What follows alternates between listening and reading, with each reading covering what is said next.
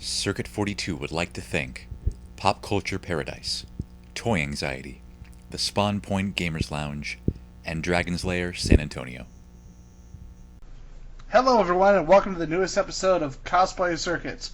I'm Ian McIntosh, and I am here with the long-awaited return of Caleb the photographer Madonia. Hello! How are you guys doing? Doing good. Is it true that you're secretly a psychic wizard and a multimillionaire? I've just been dealing with back problems. This year's just been a very rough year for me. Well, that's kind of like being a wizard. So, from that, we do have a special guest with us here in the so-called studio tonight, and that is cosplayer Tricia Corum. Hi, how's everybody doing? Hello! Doing good. How are you doing today? I'm doing great. I'm really happy to be on the show. It's quite an honor to be asked to come on a podcast, so that's pretty cool. It's my first podcast. Woot!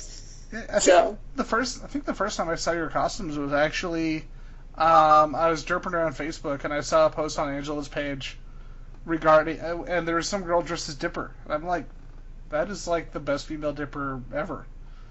And then I realized that was you. And it's like, that is an awesome Dipper. And that was a while ago that I saw that, and I kind of forgot. And then I saw one of Caleb's pictures from Sabo, and I'm like, hey, that's Dipper. I should get in contact with them. That's pretty much how contacts work on here. It's like, oh, my attention span kicked in. I should probably do something.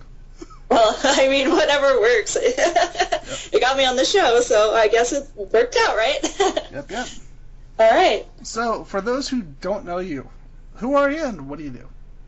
My name is Tricia Corum. I am a freshman in college right now. I do a lot of cosplay and a lot of different art stuff. I'm planning on going into concept art and illustration. I'm actually really big into, doing fan art and illustrations and for books and stuff like that. But on my free time, I do cosplay. I've been doing cosplay for about 5 years. This is going to be my my 6th Comic-Con, the next one that's coming up. And I like to play video games and write and generally be in the nerd culture scene. So, yeah. So, something I actually wanted to ask about, because we do another show called Pass the Popcorn, where we basically talk about, like, film, movies, etc. When it comes to production art, like, what are you leaning towards? Are you looking at games, movies, illustration for books? Like, what's your big passion? I've always wanted to do character design for video games. That's kind of where my passion started. I love drawing people, and I used to look at characters from like Final Fantasy and that kind of stuff, and I was like, I want to do that. I want to make those. And so I focused a lot on that. But as I got older, I kind of started seeing animation like Gravity Falls. If anybody knows me, they know that I'm like the biggest Gravity Falls nut the world has ever seen. And so I started thinking about doing animation and stuff, but I honestly just want to do design for either cartoons or video games. I know, probably, say about 6 months ago, we had American McGee on the show, the creator of Alice. And, looking back at that game and looking at the art design behind that, I think with projects like that, like, a lot of people who play games don't think about the production side of it, especially in terms of art. But I think with games like that, it's bringing that more and more into the public eye. Like, they're noticing the art design, they're noticing the atmosphere that can bring it. Now, in terms of that, what are some of your favorite games in terms of design and animation as well? Oh, man. Well, definitely the first thing that comes to mind when it comes to video games is definitely Okami, which is a Wii game that came out in 2006 or 7, I think. But I totally agree with you. I think that the art direction is really starting to become the main focus for a lot of people, even people that aren't all into the whole artistry of it. And it's becoming more noticeable and more of a just main focus for development. And I've been really looking into games like Bayonetta and Samus Samus the game, but and I've been looking at like Metroid and stuff, and like even with those games that are a little bit older, like you start to notice the art direction that was in it that was like really strong, and that's kind of what drives me to be an artist today, is because that's always been there. It's just been more noticeable. So Recently, though, the games that I've really been into is Pokemon. I have done some Pokemon cosplays. I really like the art direction in TF2. That's one thing that I've been noticing. And as for animation and stuff, always been a big fan of Soul Eater, Full Metal Alchemist, How to Train Your Dragon. And, you know, I kind of find appreciation in everything, but those are just some of the ones that stand out to me. So, yeah.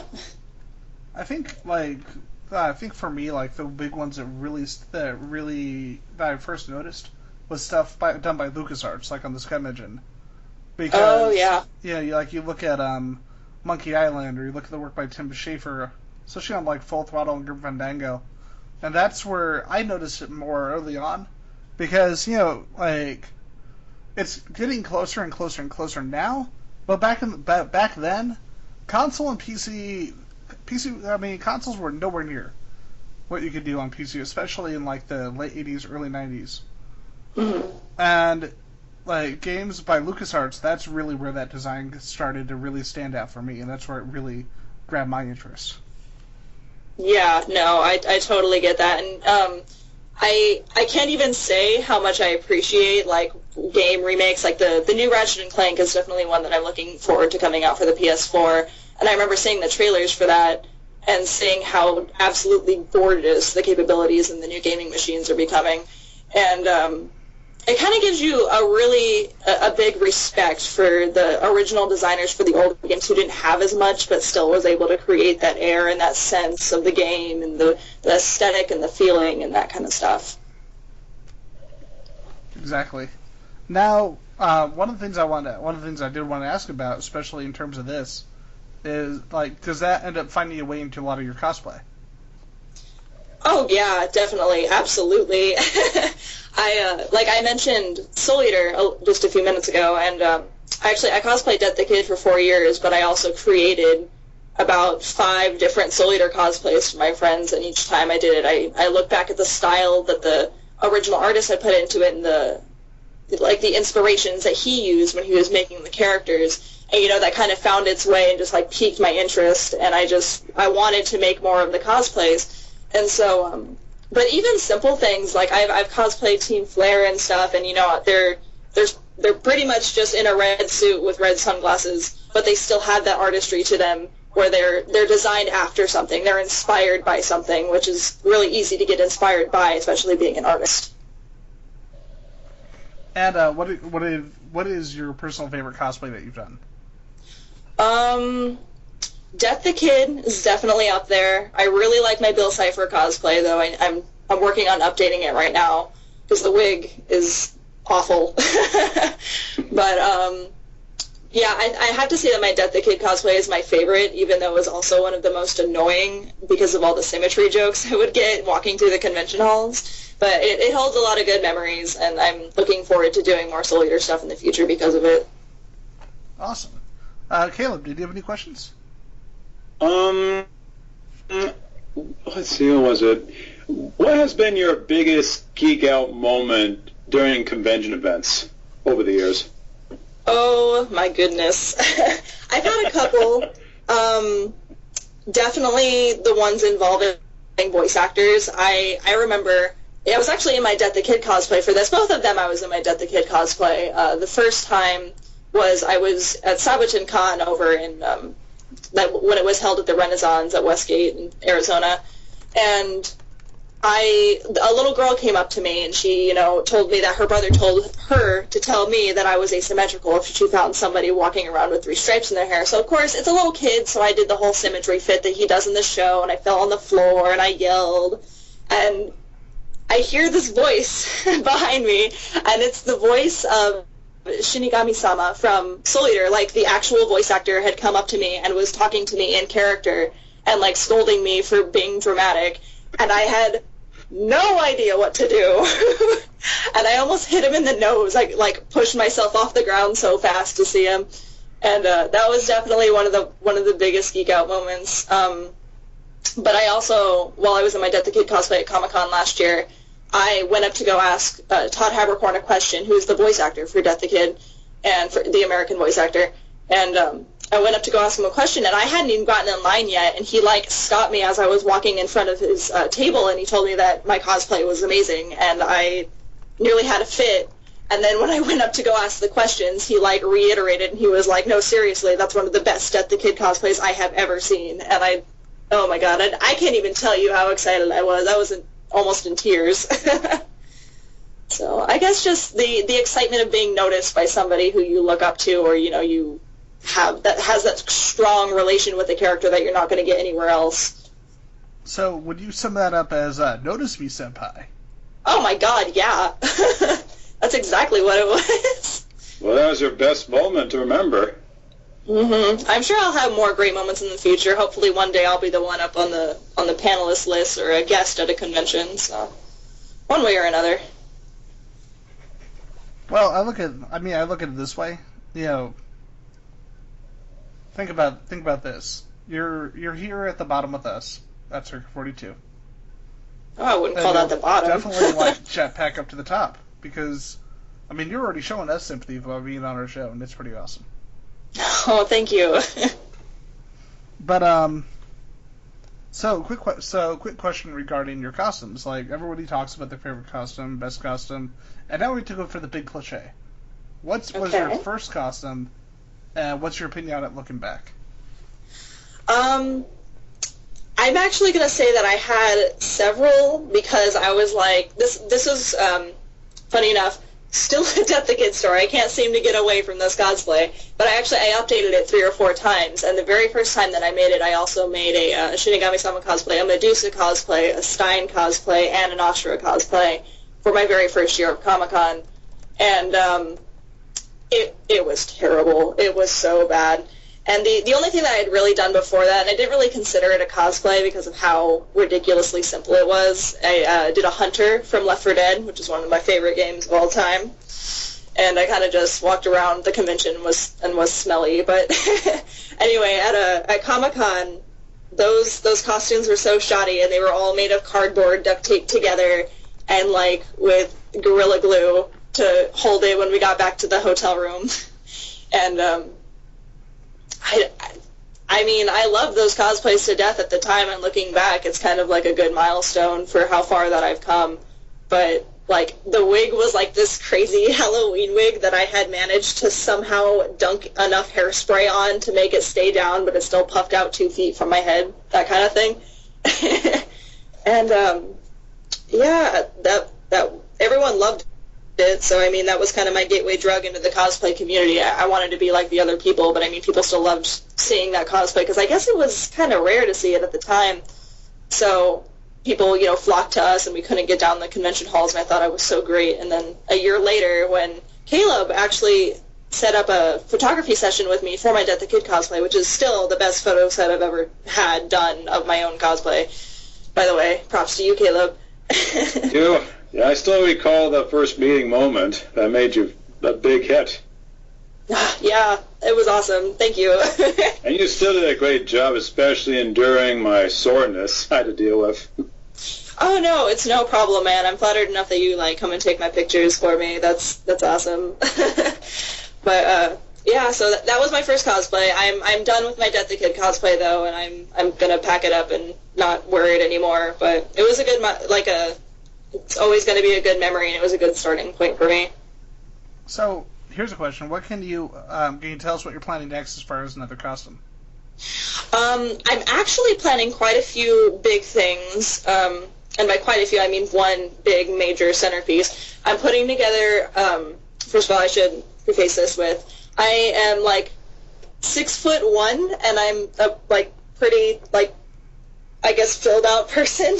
And so I'm actually going to be putting together a full working, like a suit that lights up, makes sounds of Samus Aran from the Metroid series and taking it to the Comic-Con Masquerade contest. That's freaking badass. Yeah, I'm really excited. It's probably going to cost me around $1 to $2 grand, but I think it'll be worth it. And, but other than that, I'm planning to cosplay Mitsuru from Persona 3, and I am planning to cosplay Sniper from, I almost said Persona 3 again, from Team Fortress 2, but I'm also putting together an entire cosplay group for that I've kind of handpicked everybody to be in it. So I still got a few more people to go, but that's in the works. I'm planning to do a Chandelure Gajinka from Pokemon, and if you don't know what a Gajinka is, it's like a humanization version of the Pokemon that's also going to have lights in it. And I think that's about it for right now, other than updating my Bill Cipher cosplay and possibly doing Giriko from the Soul Eater manga in the future. So, here's a question, though. Are you going to be doing the sniper voice? I am going to teach myself how to, like, get my voice lower and do the Australian accent and just repeat the same stupid taunts over and over like everyone else does in the game. I'm pretty sure you should do your first attempt right here on the podcast. What do you think? Oh, man, I can't do an Australian accent, man. Well, it's not that hard. You just talk like this and you act crazy. I don't even know what to try to say. It's possible. I used to just go off on this thing where I just pretend to be Russell McCauley, the director of Highlander. I thought I was Sean Connery just being an asshole the whole time.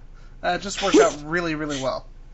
That's awesome. Funny story. It's a little off topic, but I actually have a friend who managed to get a job in an Australian accent, so he couldn't stop doing the Australian accent because the guy would have thought he was making fun of him. He's actually the lead of Team Rocket AZ, Jesse, or Patio, if you know him from the con. So all of a sudden his boss listens to the show. Wait, what the hell? Yeah, Team Rocket invades the Skype call. Apparently that bastard was making fun of me. He's fired. Oh my god, that would be awesome. But you hear that? Because it would be awesome if you lost your job. Wait, oh no, it wouldn't be awesome. It would just be awesome if it's randomly burst into the call. Once in a lifetime experience kind of thing. I would hope that he kept his job though. But Australian accent. I can't even. I'm sorry. No big. We were just having fun. Tell you what though, if you guys get me on a call again in the future, I promise you I will do it for you, and I will do some sniper lines for you. So if we call you again, you will become Australian. Gotcha. I will become Australian. I will just completely change where I was born and raised to Australia. Weirder shit has happened on the show. I last spoke to an Australian citizen, and his half Australian accent was very good. I'm so confused. Yeah, Reword that sentence, Caleb. I was time, so I had to make things clear. I said I once met an Australian citizen that came to Arizona years ago, and his accent was very well good in English. Well, Australians do speak English. Oh yes.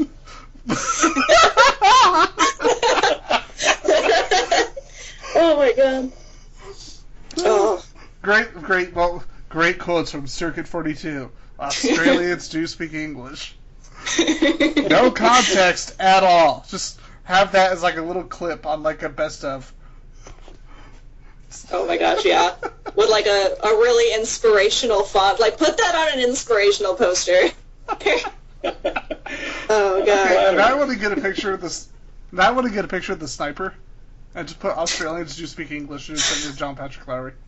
Please do, and then send it to me so I can post it on all of my blogs. And by all of I mean two. All 2,000. I wish. Well, maybe not. That would suck, actually. Yeah, that's a lot to manage. I have to update everyone. I no longer have a job or school. I only manage 5 of these.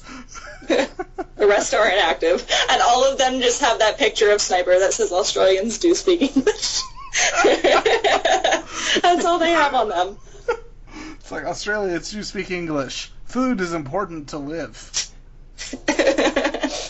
Yeah. So, besides Australians speaking English and food being important to live, what is something about you that, like people wouldn't expect? People just, it's like looking at you media at a convention. What is something interesting about you that would surprise people?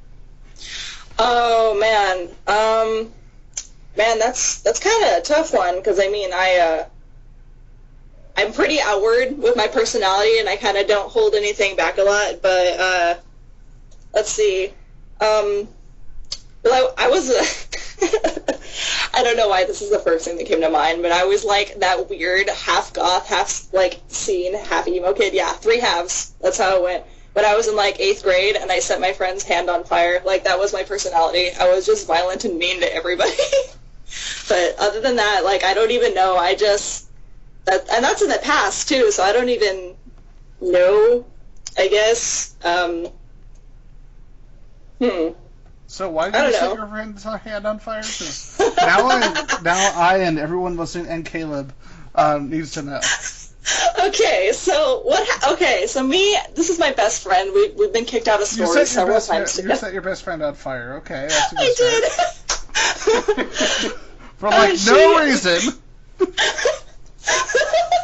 Okay, so what happened was we found this box of perfume that was her mom's, and her mom like moved to a different state for work. So we just had this box of like old perfumes, and we didn't know what to do with it. And we're like, dude, what if we just like sprayed your hand with like all of this perfume all at once, and then set it on fire, and saw how long it would take for you to feel it? Oh no. And so, actually, somewhere deep in the crevices of one of my old, like, BlackBerry phones, I have a picture of my friend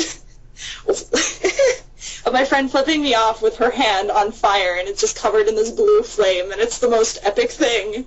And that was my 8th grade year, summed up in one picture. I'm assuming your friend regrets this decision. Well, we had a bucket of water, so she actually didn't get hurt, thank God. But we did stuff like that all the time. I mean, one time she broke her nose on a microwave, if that, like, makes any consolation to, like, things that we used to do. And it's like, by broke her nose, I mean I slammed her face into it. I was the Ronda Rousey of my day. There was a pair of Heelys involved. It was just a bad time for everybody. Oh god, what was it on South Park? If you pizza when you're supposed to French fry, you're gonna have a bad time. Gonna have a bad time, yeah.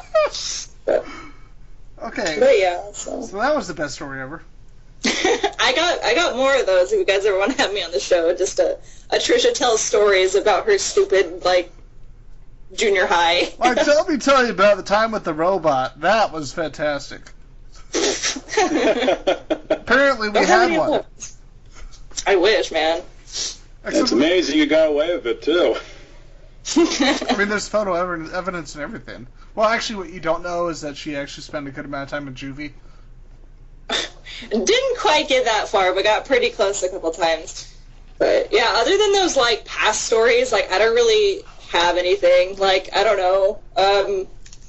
I like My Little Pony, I guess. I don't know. I'm looking around my room looking for something, and I see a Celestia figure that my friend got me for Christmas. I'm like, I don't know, I like that.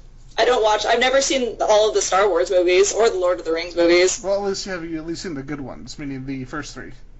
Yeah, I've seen the first 3. Okay, then you've seen all the movies. That's like saying, I haven't seen the new Indiana Jones. Good. And one of my Final Fantasy figures just fell off my shelf. Wah, wah. That's what you get for being from Final Fantasy IX. You just fall over all the damn time. Just wait until the remake of FF7 comes out much later. I don't know. I hear that that's not actually a remake, though. I hear that it's like an extension of the story, and it's not really a remake. Yeah, as they say, different topics. Because they keep changing everything.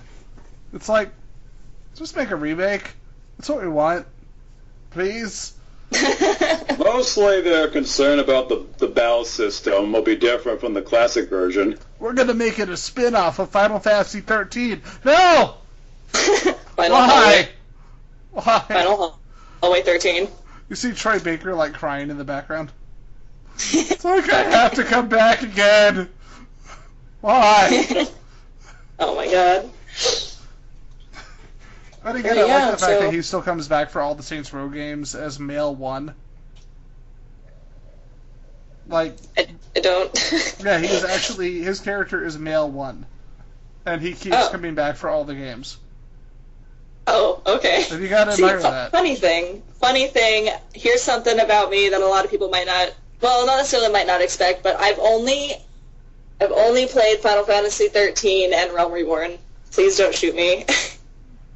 Nah, you'll be fine. Okay. I was fortunate. I passed 13 when I first heard it. Well, yeah, I didn't finish them either. Yeah, apparently the sequels that like no one played and they kind of laughed at when they released them were much better than the first one. Really? Yeah, like that was a big thing that I heard was that Final Fantasy 13 2 and 3, while not great games, immediately fixed one of the big issues of the first one, and that was the hallway. Okay, that's good. Yeah. I didn't finish 13. I don't finish many games. Like, I have finished a handful. The only series that I play start to finish nonstop is Zelda, just because I refuse to not, because I am a huge Zelda fan, so. Remember, guys, send her the Zelda CDI games. She'll need to finish them. No, please don't. I will, and I don't want to. But Dodongos! Seriously, I can't wait to bomb some Dodongos. That game had the best voice acting ever. It was amazing. I just finished the remake of the remaster of Final Fantasy X, and I still got a long way to go on 10 too. Why would you buy that game twice? I still have the classic version, the PS2 version, but I didn't mind the remaster version because it has the extra bosses that we didn't have the experience. The infamous... okay, I know about that. I know about the infamous laughing. Yeah, it's like that game was amazing because it took its best character, Ornn, the guy who, like... I just assumed that his Kingdom Hearts story is in canon with Final Fantasy, so he died and then he went and fought Satan because he's Ornn. And what did he do? He's like, hold on, let me sacrifice myself to save you, little sawed-off weirdo who looks like Meg Ryan and is a man. And he's like, hold on, I have to die. No! Come on, you could have dropped him. Oh my god. You could have tricked him. Hold on, I gotta die. He was stupid. It could have been really easy. I need to play the games really bad. I hear wonderful things about them, and the art and it's absolutely phenomenal, so it'd be a sin not to. They're great if you revise the titles that you choose. Like, pretty much going to 4, 6, 7, and 9, you'll be safe. I think I played part of 6 with my brother when we were, when I was like 10. Yeah, that's not a game to play through when you're 10, because that opening alone, I'm like, I get it. You're walking. Yep. I don't that's care. What I remember. Time to go play Contra. The second and the second disc was actually scratched, so I don't even know what happened at the end of the game. They all died. Thank God for you two. They all died. Yep, everyone died on fire. And then well, at least I didn't set them on fire. And then it turned out to be a spin-off of Final Fantasy 13.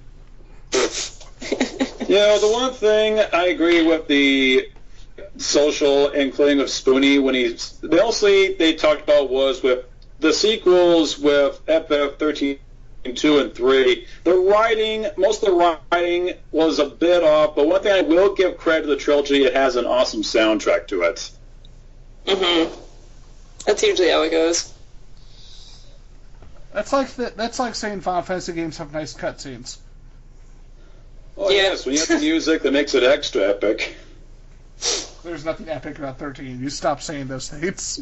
Well, when it comes to battle, but I hardly seen any drama moments that fits with a song. But I am still looking forward with FF15 when it comes out. That's gonna be in my list. I don't know. I took a look at that game, and it's like, hey, do you want to play as a Japanese boy band? No, not particularly. Because that's what they look like. They look like a freaking Japanese boy band, and it's like, I don't care. Yeah, I played, the last one I played was 14, A Realm Reborn, and I sat through like 16 hours straight of that with my brother and his fiance and his fiance's little brother, and it was amazing. Yeah, I tried the beta when it came out. Me and my stepdad took turns playing and understanding it. It was beautiful, well done how it should have been the first time. It failed. Oh yeah, so I hear, but what else? So I haven't played any other Final Fantasies other than that though. So just before we continue the interview, I'm gonna send you in the chat a picture of the main cast of the game, so you can see exactly what I mean when I keep making boy band jokes about them. Are they as bad as like the magical boys that they have in that new anime? Give it about 5 seconds. Alright, come on, I have to let my browser open. Hope you found a nice reference to that topic.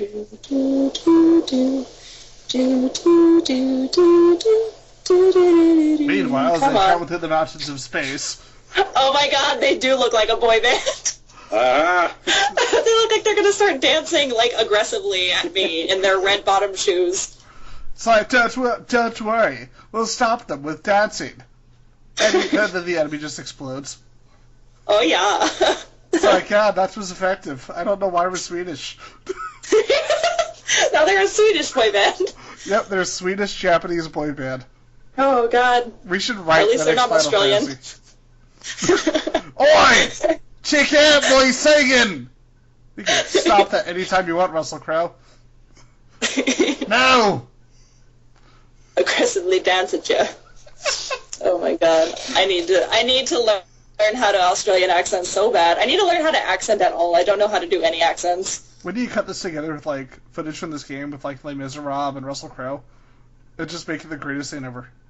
It's like, you just see them walking around, and all of a sudden it's like, hey, welcome! It's like, you can stop that at any time. I still question if they're going to pick the right voice actors for the FF15 cast. Japan already has the best cast list. Russell Crowe for everyone. Oh god, if only. It's like all different, my god. like all different Russell Crowe accents. Like you got one for like Gladiator, you've got one from Man of Steel. One of them is just played by Michael Shannon. He just screams at everything. Why aren't we casting this game? If this is a priority, this needs to happen. Yep. It's like, but the game's not released yet. Fuck you, we're making an abridged version. We're awesome. Also, she's gonna light someone's hand on fire. Yeah, I should cosplay Pyro instead of cosplaying Sniper so I can actually, like, live my legacy. You should go as both Pyros. Go as, like, the X-Men one, with, like, the big goofy goggles and the big fire back that he has. And then go as, you know, the one from Team Fortress 2. Same convention. Yes. I'll totally have the money to do that maybe someday.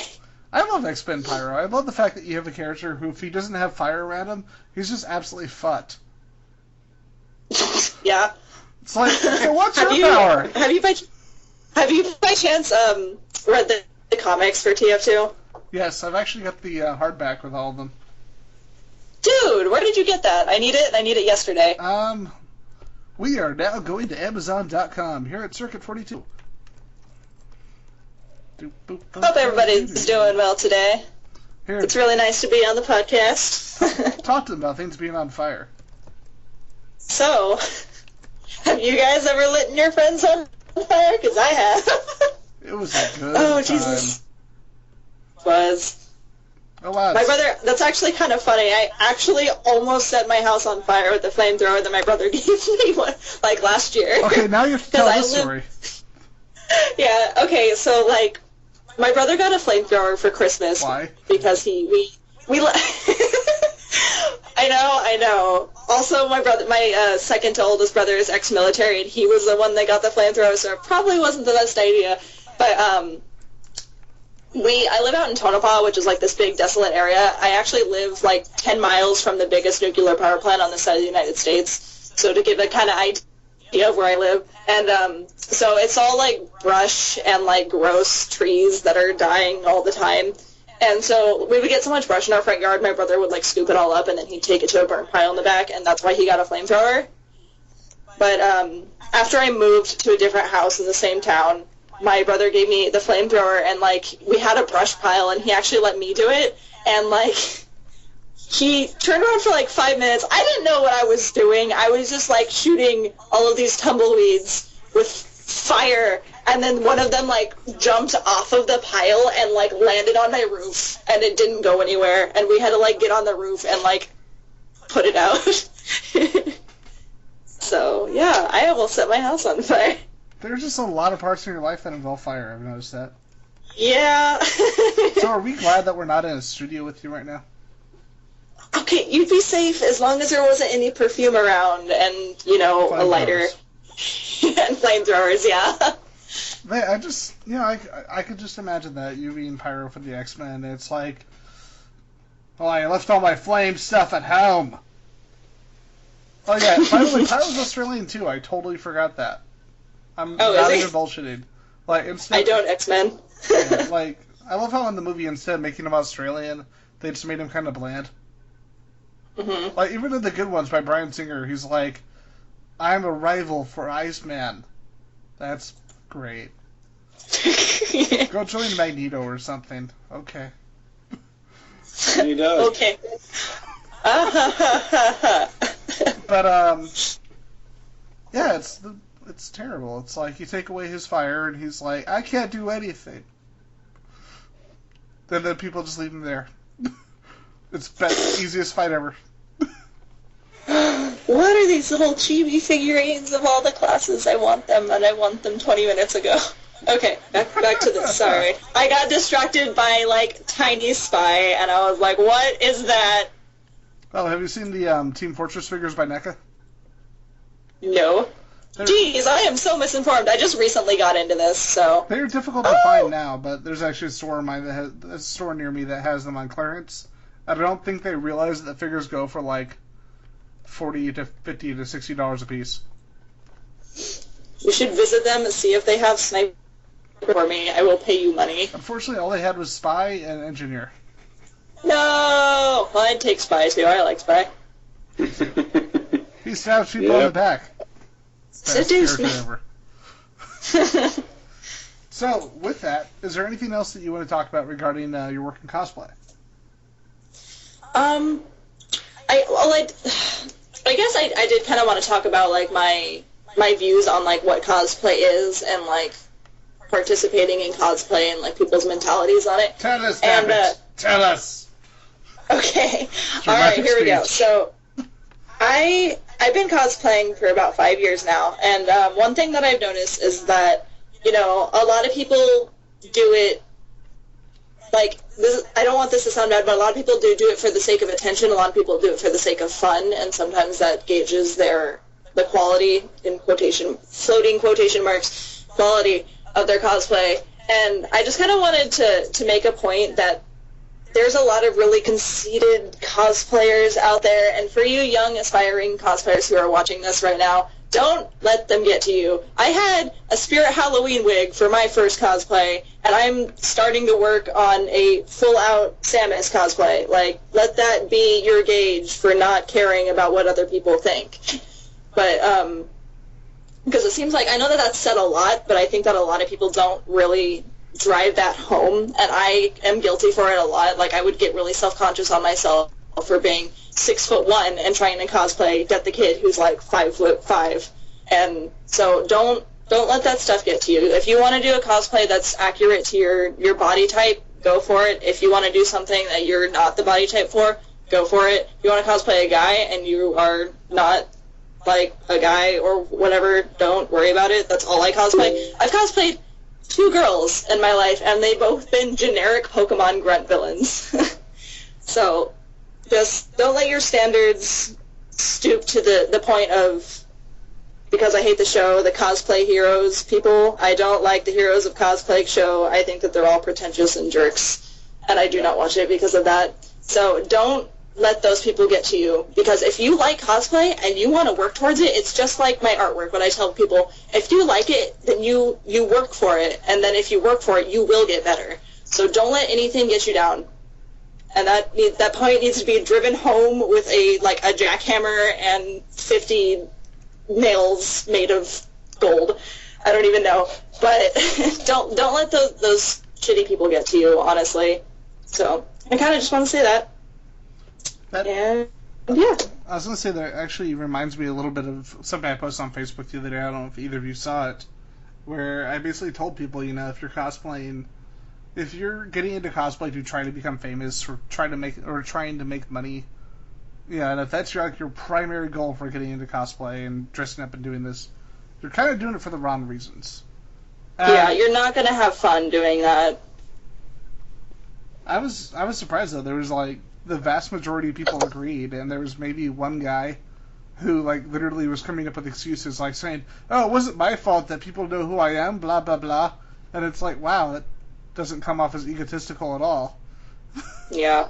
The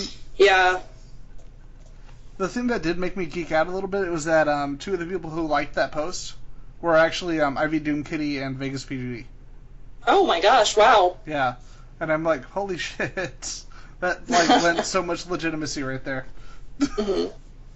Yeah, I mean, like, I can't even say how actually honored I am that you guys contacted me. We were like, hey, you want to be on a podcast? I was like, I'm not even that good. Like, come on.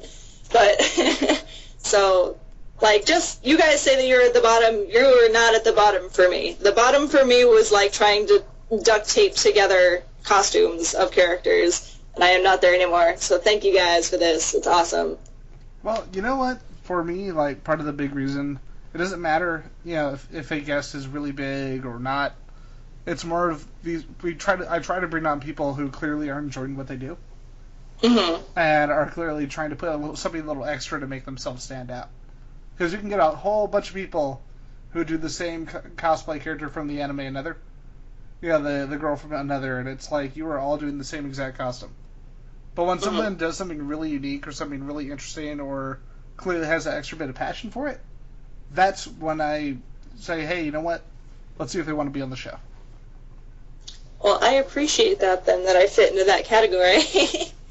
But I would love to come back on the show once I get, like, you know, masquerade experience and, you know, I start getting more cosplay groups together, like my Solider group that I had.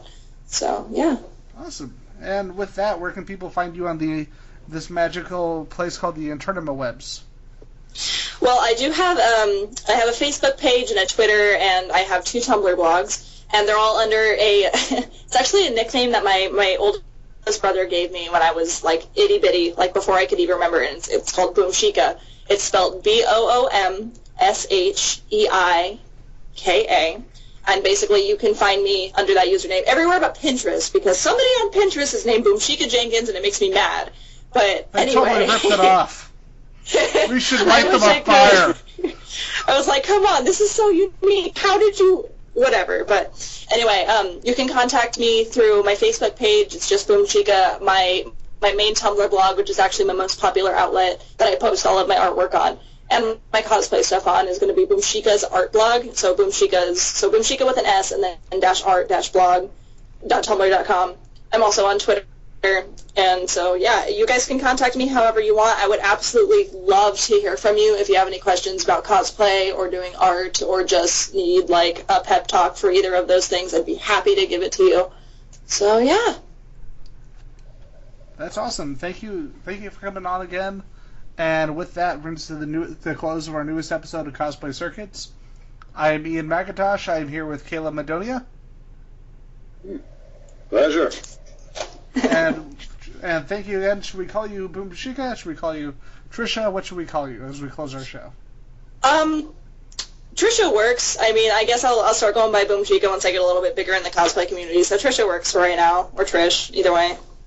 All right, and thank you again, Trish, for coming on our show. And everybody, no problem. You have a great night, and keep on cosplaying, keep on being awesome, or she'll set you on fire. I will set you on fire. This is a fact. Please quote me on this and put that on an inspirational post. all of a sudden you get a call from the police. Yeah, we listened to the episode. Also, our buddy at his company got mad and fired a guy. Yeah, I'll take a selfie from the police station for, like, attempted arson. Nice. All right, guys, thank you so much for having me. I really enjoyed myself, and I can't wait to be back later.